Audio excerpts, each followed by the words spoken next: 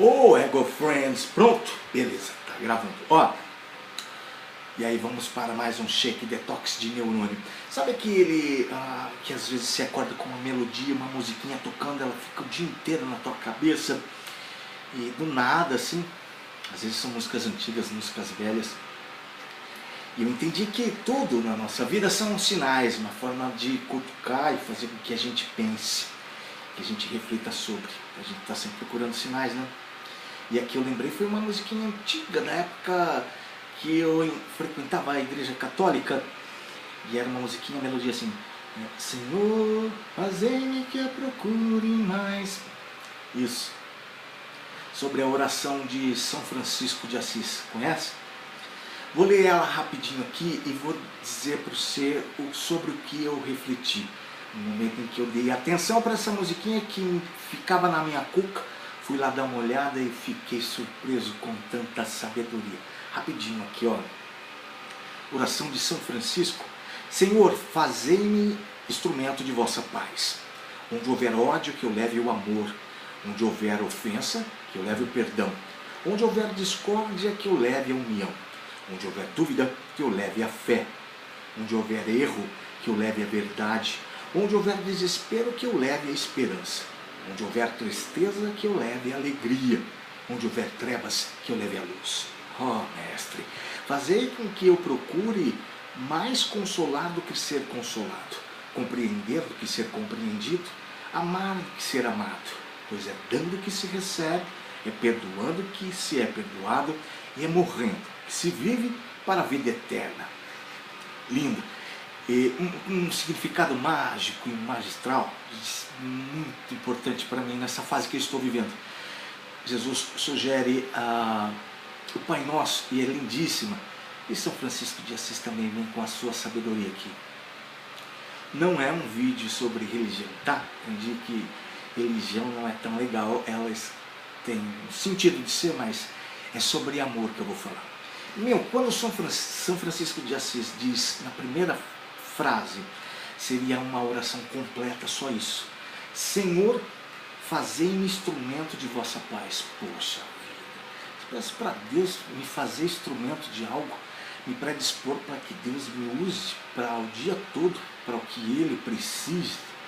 Eu estou protegido de tudo, eu estou justamente com Ele, estou sendo um instrumento para que Ele realize o que precisa, para que eu tenha os olhos dele, os olhos de amor, ouvidos de amor, para entender as pessoas que passam por mim e tudo que passa à minha volta.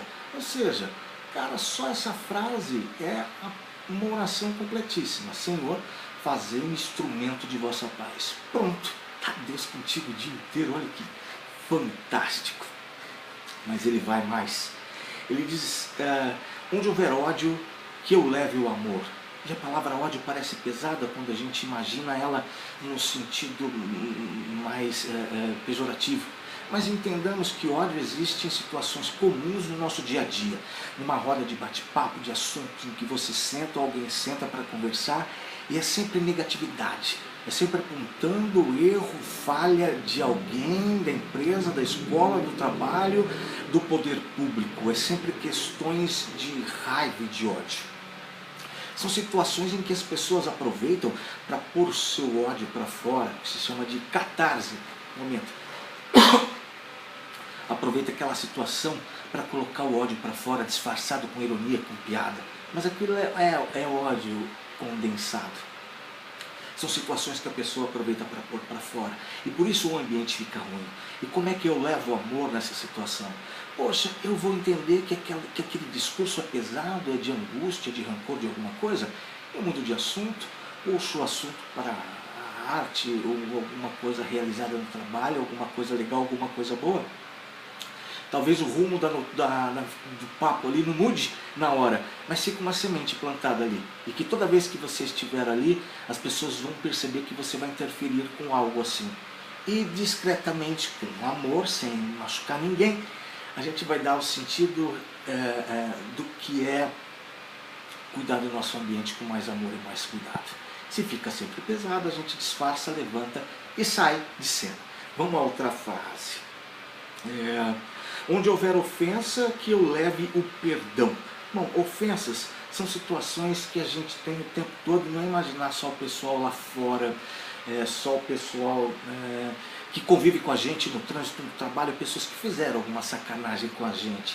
Mas tem a ver ofensa com quem a gente convive em casa, com algumas palavras duras, com alguma falta de palavras com alguém, ignorar alguém, uma situação, ou não relevar o que é importante para o outro. E também a falta disso com a gente mesmo, essa falta, essa ofensa que a gente faz com a gente mesmo, quando a gente se cobra, achando que a gente é miúdo diante de alguma situação. E a gente se ofende muito e isso é complicadíssimo. Com relação à ofensa, a gente pode expandir para a questão da discórdia também. E a discórdia sempre é mais importante a gente cuidar e ter real ciência de que temos discórdia com as pessoas mais próximas a gente, pessoas que a gente ama. E é dessas que a gente tem que aprender a cuidar.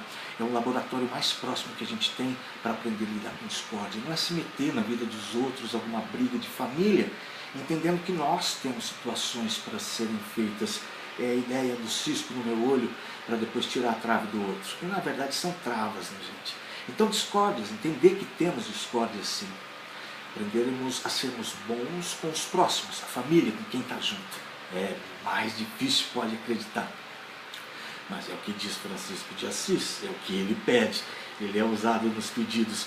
Onde houver dúvida que o leve a fé. A dúvida é quando a pessoa já não entende se está fazendo a coisa certa, se está no caminho certo, se aquilo realmente tem a ver com ela e está pensando em desistir. E tem uma voz que chama o tempo todo, é uma voz divina da alma que está sempre te impulsionando. Alguns chamam de instinto. E aí falta a fé. A gente dizer para alguém, vai, que você tem alguém forte do teu lado, que é Deus, e essa voz é Deus falando para você, vai e tenha fé. Como a gente muda? Como a gente muda tudo à nossa volta ao mudar a pessoa, dando essa injeção de ânimo e de fé com ela. Vamos lá, para que não fique tão longo. Onde houver erro, que o leve é verdade. A palavra erro castiga demais a gente, eu sofri demais com isso, ao entender a palavra erro como algo para ser castigado. E não há erro, são lições, situações para a gente aprender. A gente só vai aprender passando por dificuldades e a gente não sabe fazer. Enquanto não passar por isso, tropeçar, levantar e fazer. A gente não vai passar por isso de novo, a gente aprendeu. Então terão sempre novos erros. Isso não é motivo de vergonha, é um motivo de se culpar, é motivo de se orgulhar. E ter a ideia de que esse obstáculo e esse erro foi uma oportunidade de se ver encarando e vivendo determinada situação. Então o erro é uma forma da gente ver de uma forma mais tranquila e ver isso como uma verdade. Onde houver desespero, que eu leve a esperança. Pessoas desesperadas são como bomba atômica, elas agem por impulso cegamente, e eu fiz isso diversas vezes. A gente desesperado não tem mais uma visão lógica e real das coisas, e age de uma forma truculenta, primitiva e ruim demais. Então aí a ideia da gente estar chegando com um pouco de esperança e dizendo, calma meu amigo, se observe desesperado e entenda que houve situações anteriores assim, e você fluiu, e você foi. Dar esperança. Francisco. Onde houver tristeza, que eu leve a alegria. O motivo de ver riso nos problemas de alguns, o motivo de ver algo interessante, inusitado, uma pitada de humor, para poder aliviar aquela tristeza e resgatar alguém. Sabe o que é bacana? Quando você provoca o riso em alguém, esse riso reverbera de uma forma tão fantástica, com uma energia tão boa, que impacta outras pessoas do lado. Faça uma criança rir e perceba aquele riso como é delicioso. Você acaba desfrutando muito mais daquilo. E isso é bacana. Sentiu que tem tristeza? Não vá ficar triste junto. Dizer que os seus problemas são maiores, isso não vai diminuir. Mas tente mostrar que tem lições e coisas importantes para serem vistas ali. É difícil, claro, mas é uma oração, Francisco sugere. Vá pedindo que Deus mostre. Vamos lá. Da tristeza, e onde houver trevas, que o leve a luz. A gente tem que ser luz do mundo mesmo.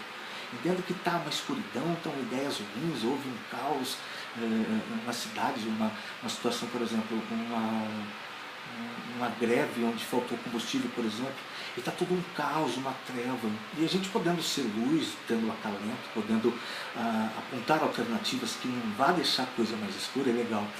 Uma analogia, acender um toquinho de vela num quarto totalmente escuro, de trevas. A luz não, a sombra, a treva não vai tomar conta dessa luz. Ela não vai apagar, é o contrário. Essa pequena luz acesa nessa vela vai dar uma luminosidade de um alcance interessante dentro de qualquer escuridão. Esse é um papel bacana para a gente fazer. Ser luz é ser um pouco de sabedoria, levar um pouco de acalento entre as pessoas onde tiver trevas. Aí ele fala, ó mestre, fazer com que eu procure mais consolar que ser consolado. Poxa, quando eu consolo alguém que está meio para baixo, a reação, a transformação daquela pessoa, aquela tomada de iniciativa, de ideia, aquela energia que ela vai girando do avesso para o positivo, é de uma irradiação de algo glorioso. E a gente estando perto, estando próximo, isso a gente desfruta dessa alegria, dessa felicidade, dessa forma de estar ali acalentando, dando o ombro a alguém. É muito mais interessante, a gente se sente capaz de desfrutar de um poder que a gente tem, estando consolando alguém. Então a ideia de consolar do que ser consolado, não se fazer tanto de vítima, mas estar disposto a ajudar alguém. Vamos lá. Compreender que ser compreendido, quanto a gente perde de falar com pessoas porque a gente quer ser compreendido, a gente quer que as nossas verdades valham, a gente quer competir. Fomos ensinados assim, de que temos algo mais importante para dizer e não compreendemos que o outro também carrega um monte de informações importantíssimas que só ele passou. Vai me poupar um monte de coisa, eu vou compreendê-lo, entendê-lo, observar as pessoas que estão próximas, por que é que elas vêm e se aproximam de mim, quem são as pessoas à minha volta, quem são as pessoas que aparecem. São sinais, compreender quais são as mensagens que elas trazem até mim, do que se compreendido. Às vezes as minhas verdades geram mais distanciamento do que aproximação. Então eu me recuo e tento compreender o que essa pessoa está trazendo e as riquezas que ela tem, que só ela viu e eu não vou ter acesso, mas ela traz para mim, vou compreendê-la. Amar do que ser amado, essa sim é bacana também, porque essa necessidade de ser amado, de pedir ser amado, mendigar amor e atenção das pessoas é cruel com a gente mesmo, com os outros, pedir que os outros nos entendam e nos amem, enquanto todos estão carentes, precisando de amor. Então, a partir do momento que eu me amo, que eu me entendo, diante de todas essas situações que foram citadas, essa capacidade que eu acabo tendo e sabendo que eu tenho qualidades, eu vou me amar, porque eu sou útil. Eu sou um instrumento de Deus. Lembra da primeira frase lá em cima? Fazer-me um instrumento de vossa paz? Pô, se Deus vai me usar como instrumento, eu sou amado por Ele, eu vou me amar demais. Então, mais do que querer ser amado, eu vou amar as pessoas, tratá-las bem, porque é muito cruel você ficar exigindo, e aí é onde estão as frustrações e depois culpando as pessoas, querendo que elas te amem por algo que você acha que é muito especial, sem às vezes ser tão especial, porque está sendo só egoísta, não compreende o outro, só se compreende. Então amar é uma forma de às vezes de se anular para entender o outro e dar um pouquinho de atenção, e isso é amor demais. Isso se reverte para a gente sem que a gente queira, é natural. E aí, pois é dando que se recebe, é claro, a gente doa e consequentemente a gente recebe através do que foi feito da ação, mas fazer sem esperar a volta é mais interessante. É perdoando que se é perdoado. Quando eu tenho a capacidade de perdoar o outro, de entender o que o outro fez, eu me perdoo também.